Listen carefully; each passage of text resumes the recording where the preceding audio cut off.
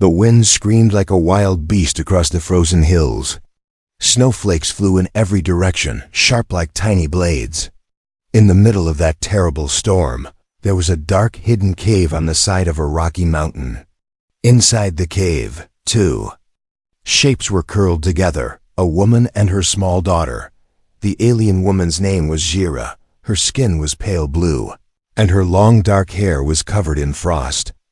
She held her daughter close, trying to keep her warm. The child, named Ilya, was no more than 6 years old. Her eyes were closed. Her tiny lips had turned purple from the cold. She wasn't crying anymore. She was too weak to cry, Jira whispered.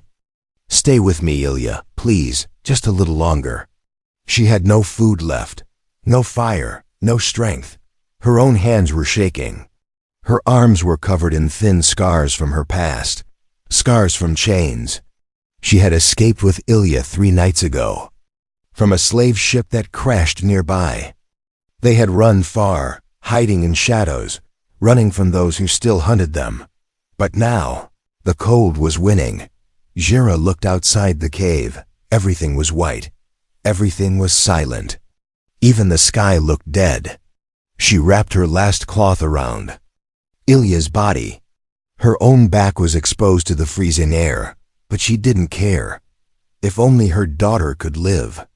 A tear froze on her cheek. "Ilya," she whispered again, "forgive me." Just as Jira's body began to go numb, somewhere far away, a machine beeped. Across the snowy plains miles away, a lone human man stood beside a small vehicle. His name was Ray Carter, a scout from Earth's Outpost 9. He was tall, bearded, and wore heavy survival gear. He had been searching for signs of life from the crashed alien ship 3 days ago. Most people believed no one had survived. But Ray was not like most people. He believed in checking everything. Twice. Now his scanner showed something strange, a weak, flickering heat signal coming from a mountain cave. It was small but steady.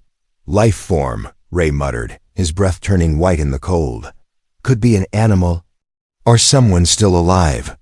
He narrowed his eyes. His gut said, "Go."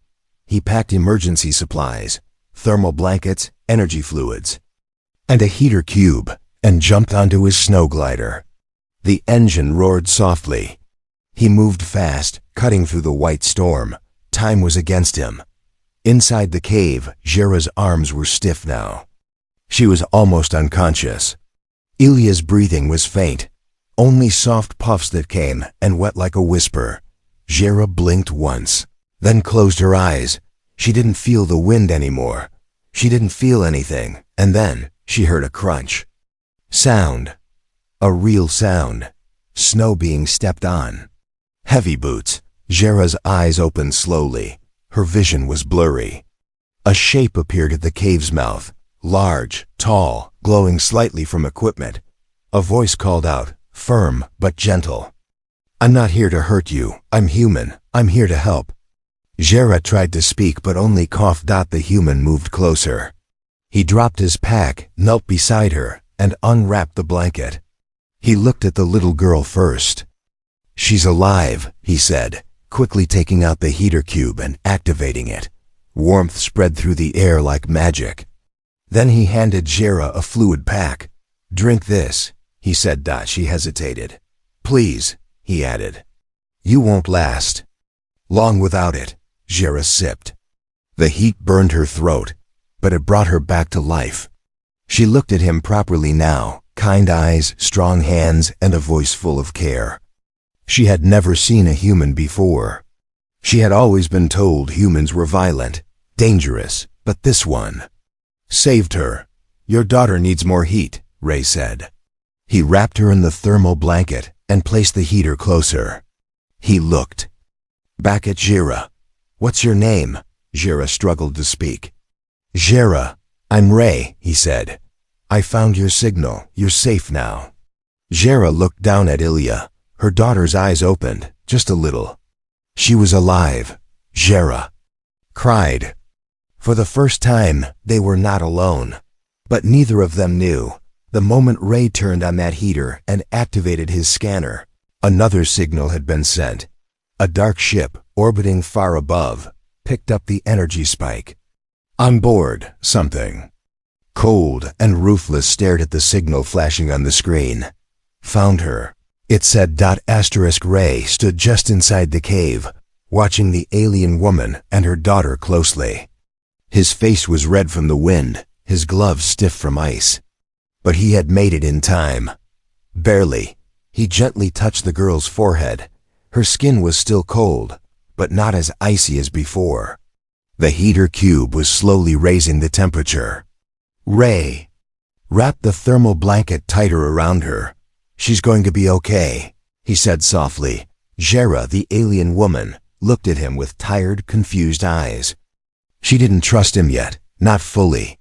But she was too weak to fight. Her lips moved, barely. You, human? Ray nodded. Yes, my name is Ray Carter. I'm a scout. From Earth's outpost, not far from here. Jera blinked slowly. Why? You come? Ray pulled out a food gel packet and placed it in her hand. Scanner picked up a heat signal. I followed it. I didn't know it would be you. She looked at the packet but didn't eat. Her hands trembled. Ray noticed the thin scars across her skin, not from war, but from cuffs. Slavery. He didn't ask questions. Not yet. Outside, the storm howled louder, like it was angry someone had interrupted the silence. Ray moved fast. He placed sensors at the mouth of the cave and turned on a field shield. It would keep out some of the cold and warn him if anything approached. Then he returned to the two figures huddled inside. I brought supplies, Ray said. Food, heat, bandages. You're safe for now. Jera finally bit into the packet. It tasted like ash, but it was food. Ilya was breathing better now. Her small hands twitched, and she made a faint sound, a soft, scared whimper. Jera held her close. Ray sat across the fire, watching them both. What's your name again? He asked gently. Jera, she whispered. Jera, Ray repeated, nodding. And your daughter? Ilya. Ray smiled. Beautiful name. For a moment, silence filled the cave, not cold silence like before, but calm. Then Jera asked something quietly. You not afraid of me? Ray raised an eyebrow. Should I be? She looked down. I'm not welcome. My kind, hunted, owned, escaped. Ray's eyes narrowed. Someone's chasing you? Jera didn't answer directly. But her silence said everything. Ray stood up and walked to the entrance. He looked into the white fog outside.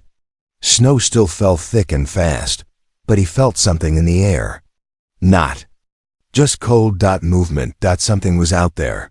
Watching. Ray turned on his wrist scanner. It scanned the area. For now, no life forms were close, but deep above the clouds, hidden in the gray sky, a small black drone flew past silently, almost invisible. It blinked red once, then turned. Far away in orbit, on a dark alien ship, a tall armored figure leaned over a screen. There she is, the voice said. Jera, escaped asset. Prepare capture squad. Back in the cave, Ray placed another heat pod beside Ilya. You're not safe here, he said quietly. Jera's voice was weak. I know. Ray packed some of the supplies back into his bag. When the storm calms, I'll take you both to Outpost 9. There's shelter, food, medical care. We can protect you. Jera looked at him sharply. Protect? No one can. They always find us. Ray met her eyes. Let them try. Jera studied him. There was something different about this human. Not just strength, something else. Will, why help? She asked. You don't even know me. Ray sat down. Because I've seen too much suffering in this galaxy. Too many people look the other way. I don't. Not anymore. Jera's eyes softened. She believed him, just a little. Ilya suddenly coughed. Ray helped her sit up and gave her warm water. The little girl looked up at him. You help us? she asked in a soft voice. Ray smiled. Yes, I'll keep you safe, Ilya. The child gave a small nod before falling asleep again. Jera watched him. That night, for the first time in days, she closed her eyes with a flicker of hope. But outside, in the distance, 3 shadows touched down on the ice, tall, armored, and silent. The hunters had arrived. The storm began to slow by morning. The wind softened, and the thick snowfall became a quiet drift. The world outside the cave was still white, but no longer screaming. Inside the cave, the heater cube hummed softly. The warm air danced around. Jera and little Ilya. The child finally slept without shivering. Ray checked her pulse again and smiled. She's strong, he whispered. Jera sat near the fire, her eyes distant, lost in the past. Her arms were wrapped around her knees, and her long fingers gently traced the old scars along her skin, thin white lines, like faded chains. Ray knelt beside her, handing her a new food packet. Eat, you need strength. She looked at it, hesitating. But this time she took it without words. Ray watched her carefully. You don't talk much. Jera glanced at him. Her voice was quiet, but clear. Too many words bring trouble. Ray gave a small chuckle. You sound like an old soldier. Jera looked down again. Her jaw tightened. Ray didn't press her. He moved to check the scanner instead. But after a long silence, she spoke. On her own. My name is Jera. I was born in the breeding zones of Sector Xyl 3, property. My people are not citizens. We're assets, made to obey. Ray turned, listening now with full attention. I grew up in silence. They trained us to follow orders. I served in ships, on outposts. One day, I became more valuable for sale than service. They took my daughter, made her a target too. So, I ran. Ray stared. You escaped from them? Jera nodded. They don't forgive escape. They hunt, until the end. She took a slow breath and looked at Ilya, sleeping peacefully. Ray's face grew hard. They think they still own you? They don't think. They believe. Her voice was flat. We are currency to them. I am not free. I am stolen goods. Ray crouched beside her and looked into her eyes. You're not stolen. You're not a thing. You're a mother. And right now, you're under my protection. Jera stared at him, as if trying to understand how someone could say that without lying. Then she said softly, You don't know who I was, what I've done. I don't care, Ray replied. What matters is who you are now. Before she could speak again, the scanner beeped once. Then again. Ray turned to it quickly. The signal was weak, but it was there, motion, less than half a kilometer away. He narrowed his eyes. They found us. Outside the cave, 3 figures moved silently across the snow. Dressed in black armor, with red visors, they walked without sound. Their steps left no trace behind them. They followed the signal, a life sign matched to subject. Jera. They had no mercy, no questions. Only orders. Target is inside, one of them said. Tapping. A wrist control. Confirm secondary. Child. Confirmed. Both alive. Stun and retrieve. No damage unless ordered. They prepared their weapons, long shock blades, silent pulse darts, anti-thermal nets, and they moved closer. Ray turned off the heater cube and grabbed his rifle from the bag. We don't have time, he said quickly. We need to move. Jera stood, weak but alert. You can't fight them, they're trained. They don't feel. Ray looked at her with steel in his voice. I've dealt with killers before. I know how they think. He handed her a small pulse blade. You'll need this. Jera held it like a memory. Her grip was familiar with the weight. Too familiar. Hide Ilya, she said. She must not be taken. Ray carefully wrapped the child in blankets, placing her behind a rocky wall deep inside the cave. Then he set a few traps at the entrance, motion mines. Noise alerts, 1 flare beacon. They want you, he said. facing Jera again. Why? Jera hesitated. I'm not just property, she finally admitted. I carry something inside me. A genetic marker they lost long ago. My blood can shape entire generations. I wasn't supposed to survive. Ray stared at her. They made you, and now they fear what you might do? Jera nodded. They call me Alpha, but to them, I'm a mistake. A cold silence filled the cave. Then the flare at the entrance suddenly exploded. Ray raised his rifle. They're here. Jera stepped beside him. She no longer looked weak. She looked ready. Asterisk. The flare burned bright outside the cave. A sudden burst of red light in the snowy white world. Ray stood at the entrance, his rifle aimed, eyes scanning the trees and hills below. They found us, he whispered. Beside him, Jera stood tall, no longer shaking, no longer afraid. She held the pulse blade Ray gave her with steady hands. Her eyes had changed, colder now, sharper. She was no longer just a mother trying to survive. She was something more. Inside the cave, little Ilya slept soundly behind a wall of stone, wrapped in heat blankets and hidden under old cave cloths. Ray had set a silent alarm pod near her. If anything close, he'd know. Another flare popped outside, green this time. They're using signals, Ray muttered. Marking their positions, Jera stepped forward. 3 of them. That's standard protocol for high-value capture. They won't speak. They'll move fast. You've seen them before? I trained with them, she said flatly. Before I escaped. Ray looked at her again. You weren't just a slave, were you? She didn't answer. Instead, she asked, will you help me fight? Ray checked the energy level on his rifle.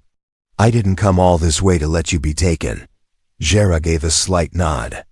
Then we stand together. Outside, the black-armored soldiers took their positions around the cave. One moved left through the trees, another climbed a high ridge for a better angle, and the third moved straight toward the entrance, silent as a shadow. Their suits absorbed sound. Their boots left no prints. They were hunters bred to take targets alive, no matter the terrain. Thermal scan active, one whispered into the comms. 2 warm bodies inside. Third is hidden. Confirmed child. Net protocol initiated. They readied pulse nets and stun darts. Inside, Ray's motion scanner blinked once. Then again. Time's up, he said. Jera crouched low behind a stone. Her blade pulsed faint blue in her hand. Her breath was calm. Her muscles ready, Ray tossed a decoy beacon out the cave. It hit the snow and lit up with fake body heat. A shot hit it immediately, a pulse dart. They're not playing around. Ray muttered. Then silence. For 5 seconds, everything was quiet, and then boom. A small mine ray placed near the cave mouth exploded. A body flew back, one of the soldiers now rolling in the snow. Armor cracked but not broken. Ray fired a clean shot from his rifle. The second hunter, up on the ridge, ducked just in time. The blast hit a tree, shattering it in half. The third soldier leaped into the cave. Jera was ready. She struck fast, blade to blade. The soldier swung a shock weapon, but she blocked it, twisting low. Her movements were smooth, deadly. Ray turned and fired at the cave wall, hitting a spot he had rigged earlier. Crash! Rocks tumbled down, blocking the entrance. The soldier inside was trapped with them. Now. Ray pointed his rifle. Drop your weapon, he warned. The soldier said nothing. He lunged. Zhe moved first. She kicked him in the knee, spun behind, and struck the back of his helmet. The armor cracked. Ray fired once into the shoulder. The soldier collapsed. Jera bent over him and ripped off the helmet. It wasn't a man. It wasn't fully alien. Either. It was a half-machine clone. Built for obedience, no soul behind its eyes. Ray stared. What is that? Jera said nothing. She just stood, breathing hard. The past was catching up fast. Suddenly, the scanner beeped again. The ship, Ray said. Above us. Far above the cave, breaking through the clouds, a dark, wide hunter ship hovered. It made no sound. Its belly opened slowly, revealing a new wave of drones, floating, armed, ready to track heat signatures. Inside the ship, a voice echoed through the command deck. Jira is to be taken alive. The child too. Kill the human if needed. Red lights began to flash. Orders were clear. The mission had entered Phase 2. Back in the cave, Ray looked up. We need to move.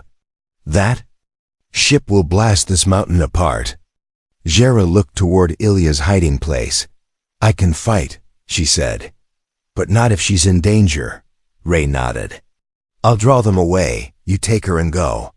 My glider's half a mile down the slope, hidden in the ravine. I'll send the ship after me. Jera grabbed his arm. If they kill you, they won't, Ray said firmly. I'm too stubborn.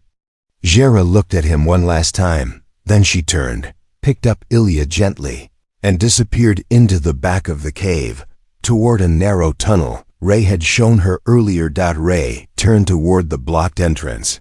Gun ready. They want to fight, he whispered. Let's give them one. Dawn came slowly, like a shy guest in a war zone. The sky turned pale blue, but no birds sang. The snow had stopped, yet the cold remained sharp and cruel.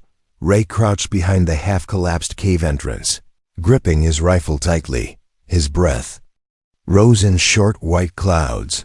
He watched the tree line below through cracked ice. There was no movement, but he knew the silence was fake, the calm before a fast, brutal storm. He tapped his comms. Static. Jera, do you copy? He whispered. You clear? A faint voice came back. We're moving. The girl is still sleeping. I have your glider in sight. Good, stick to the ridge. Stay hidden. I'll buy you time. He ended the call and exhaled. Ray wasn't a soldier anymore. That life ended years ago, but the old instincts were alive again. That feeling in his spine, the one that always came right before bullets flew. He scanned the area, then he saw it. A flash of light in the trees. A moving shadow. They're repositioning, he muttered. They know I'm still here. Ray moved quickly. He took a small box from his pack, a mini-drone, camouflaged and quiet. He launched it into the wind. It flew low, weaving between rocks and snowdrifts. On his screen, 3 red dots blinked, the remaining soldiers. All closing in. They're coming. Jera ran quietly along the rocky ridge, Ilya asleep in her arms. The girl stirred, her small hand clutching Jera's coat. It's all right, my child, Jera whispered. We're almost there. Her boots slid once on the ice, but she regained balance. The human glider was close now, hidden beneath a snow tarp near a cliffside. If she reached it, she could fly Ilya out of this cursed zone. But her heart was heavy. She had left Ray behind, and she didn't know if he would survive. Ray laid out the final trap, a mine set to trigger on motion, buried under soft snow near the cave. He moved back, checking his weapon. Not much energy left. A few shots, maybe. He crouched behind a boulder and waited. Seconds passed. Then dash crunched. A soldier stepped into view. Ray didn't move.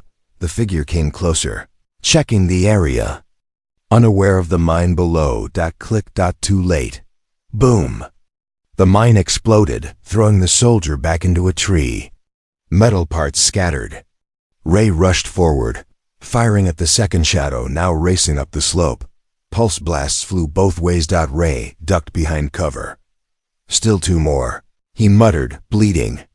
Now from his shoulder. This won't last long.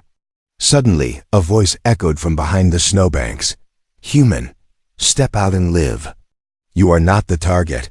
We only want the asset and the child. Ray stood tall, despite the pain. Yeah? He shouted. Too bad, you're not getting either. A shot flew past his head. He ran. Ray moved down the ridge, drawing them away. He fired behind him. forcing the hunters to stay in pursuit. His blood marked the snow, but his plan was working. Jera reached the glider. She placed Ilya gently inside and strapped her in. The girl opened her eyes briefly, weak but safe. "Stay here, Ilya," Jera whispered. "Mama will return." She stood still for a moment. Then she turned back and ran toward the gunfire. Ray was pinned behind a broken hill of ice. One soldier was down, but the last one was close, too close. He had one charge left. "Come on. Just one more step." Ray whispered, holding a detonator. Footsteps approached. Then, before Ray could act, a blur of motion flew past and Zachira. She leaped from the side, blade flashing in the cold light. She struck fast and hard, knocking the soldier off balance. He spun, firing wildly, but she was already behind him. Ray watched in shock as she disarmed the soldier in 3 clean moves, then used his own weapon against him. The blast echoed. Last soldier dropped. Ray stood slowly, staring at her. "You came back," he said. Zaa looked at him, breathing hard. "You saved my daughter. I couldn't leave you behind." Ray laughed once, then winced. "I think you just saved me." She stepped forward and helped him walk. "Come on," she said. "Let's get to the glider." As they moved together down the ridge, the sky above them rumbled again. The hunter ship had seen everything, and it was angry. The wind picked up again as Ray and Jera moved toward the glider, but it wasn't the cold they feared now. It was the sound above. Hunter's ship hovered like a silent predator in the sky. Its black hull shimmered with red lights. Its sensors scanned the snow below.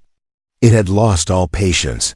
Jera gripped Ray's arm tightly as they hurried across the icy path. His shoulder was bleeding, and every step made him groan. But he didn't. "Stop. How far?" Jera asked. "Almost there," Ray said through clenched teeth. "The glider's just beyond those rocks." Behind them, the ship's engines rumbled, and a new sound echoed across the cliffs. The deep howl of hunter drones being released. Zachira looked up. 3 black, insect-like machines flew out of the ship and zipped downward like angry wasps, each with red tracking lights and long mechanical arms. "They're sending drones now," she said. "They won't stop until they have Ilya." Ray looked at her. Why your daughter? Why you?" Jera stopped. She had been running from the truth for too long. It was time. "You should know," she said softly. "I wasn't just born in a breeding zone. I was created, genetically designed to be perfect. Stronger, faster, smarter, but also obedient. A prototype.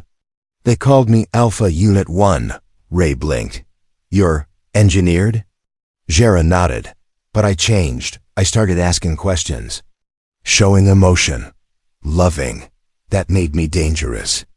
They shut down the program and erased the others. I was supposed to be destroyed, but I escaped. And Ilya?" Jera's voice cracked. "Ilya is the only child ever born from my kind. Naturally. No lab. No machine. They didn't think it was possible. They think she's a miracle or a threat." Ray understood now. "They don't want you. They want to control her." Jera nodded. "They believe if they take her DNA, they can restart the program, this time with full control. No love, no freedom." Ray looked toward the glider. "We can't let that happen." He pulled Jera forward. "Come on, we fly out." At the glider, little Ilya sat up, rubbing her eyes. She saw her mother and smiled weakly. "Mama," she said softly. Jera climbed in beside her, holding her close. "I'm here, my light. We're leaving." Ray got into the pilot seat and started the engine. The glider rumbled. Lights flashed green, but a sharp alarm beeped on the dashboard. Ray cursed. "One of the drones tagged us. They locked our location." From above, the hunter ship's main cannon started charging. Red energy lit the sky. "We have 20 seconds, Ray said. Jera turned to him.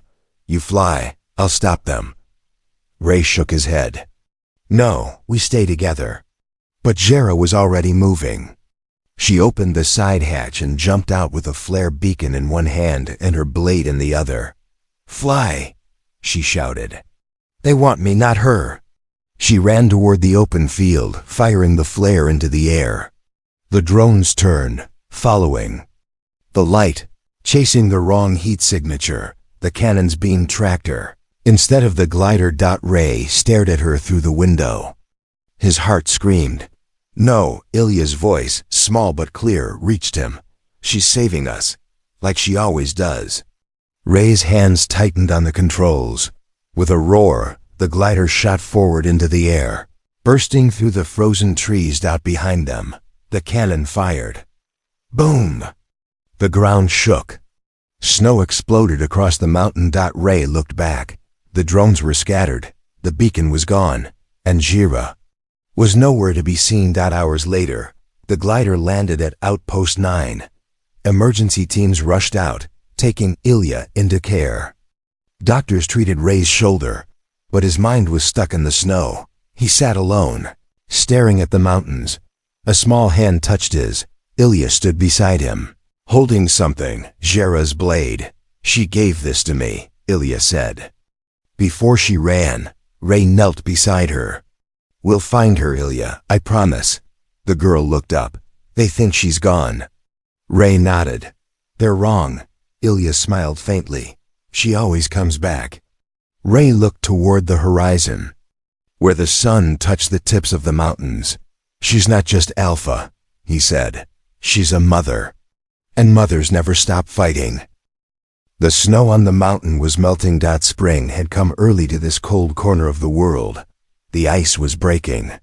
Tiny green shoots pushed through the white ground like life whispering, "I'm not done yet." At Outpost 9, Ray stood by the observation window, a warm drink in hand. His shoulder was healing. His body was resting, but his heart was still heavy. He looked at the quiet hills in the distance, the place where Jera disappeared. Every morning since the escape, he had come to this window, waiting, watching, hoping. Behind him, laughter echoed. In the hallway, little Ilya ran past with a group of children. Her skin still had that faint bluish glow, and her eyes sparkled brighter than the others. But she laughed just like any child, wild, free, full of life. Ray smiled at the sound. Ilya had changed. She was no longer cold and silent, no longer hiding. She had friends now.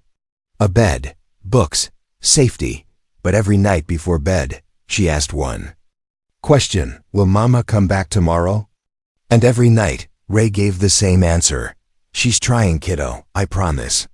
3 weeks had passed since the attack. The hunter ship vanished after the cannon blast. Satellite scans showed no heat signatures. Most believed it crashed or left orbit, but Ray didn't believe in most people. He believed in what he saw in Jera's eyes before she ran into the snow. She didn't plan to die. She planned to survive. And to return. One quiet evening, Ilya sat beside Ray on the small hill behind the outpost. The wind was softer now. The stars were clear above them. "I miss her," Ilya whispered. Ray nodded. "Me too. She was strong," Ilya added, "but gentle." "She saved us all," Ray said. "And she changed everything." Ilya looked at him. "They don't call her Alpha anymore." Ray smiled faintly. "What do they call her?" The girl paused. Then she said, "Mother of the Free." Ray's breath caught for a moment. "That's a good name," he said quietly. Suddenly, a soft beep came from Ray's wristband, a message. But no sender. Just coordinates. Ray sat up. The signal was faint, hidden, buried under layers of encryption. Only Jera would know how to use. His hands trembled as he opened the message. 4 words. "Still alive." "Coming soon." Ray stared at the words. He read them twice, then 3 times. Then he smiled, a real smile. He stood and turned to Ilya. "She's coming home." 2 days later, a small stealth shuttle approached the edge of Earth's atmosphere. It had no flags, no ID, no weapons, but it had something more powerful: a passenger who had outsmarted every tracker, escaped every prison, and broken every chain placed on her. Jera sat in the pilot's seat, eyes locked on the horizon. Her body was bruised, her suit torn, but her spirit? Unshaken. She had survived the crash, defeated the drones, and left a message behind. One the enemy would never forget. I am not your experiment. I am not your asset. I am a mother. And you will never own me again. She whispered to herself. Ilya, I'm coming. At Outpost 9, the landing field lit up. Ray ran across it with Ilya in his arms. The shuttle touched down slowly, steam rising from its base. The door opened with a hiss, and there she stood. Zhira. Alive. Tired, scarred. But alive. Ilya jumped from Ray's arms and ran. Mama! Jera fell to her knees and caught her, holding her so tightly it was as if she'd never let go again. Ray walked up slowly, tears in his eyes. Jera looked at him and smiled. You kept her safe. Ray nodded. You kept your promise. She stood, holding Ilya close. I'm not going anywhere now, Jera said. Ray looked at them both. Mother and daughter, survivors, legends. What will you do now? He asked. Jera turned toward the sky. Live, build, teach, and make sure no one else grows up in chains. Ray nodded. Then let's build that world. Together. And so, a new beginning started. Not with war. Not with weapons. But with a mother. A child, and a man who refused to let fear win. The galaxy would remember them, not as warriors or fugitives, but as the spark of something new. A family that started a quiet revolution.